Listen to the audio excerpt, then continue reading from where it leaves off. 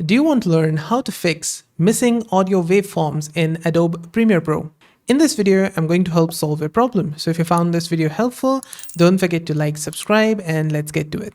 Now here you can see that I've got this file imported inside the sequence, and we do not have any audio waveform on here. There's no audio waveform, but if I press Alt on my keyboard and I zoom inside it with the middle mouse button, scroll up and down like that, you'll see that there is audio waveform present. But if I scroll up, zoom out, I am not able to see the audio waveform.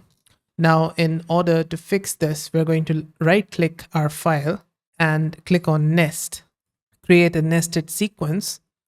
Now it's going to turn the color like this in green. We're going to click on our nested sequence.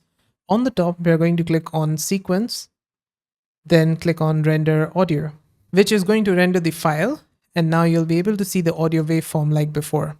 And that's it. This is how to fix the missing audio waveforms in Adobe Premiere Pro. Did this video help solve your problem? Let me know with a like and comment.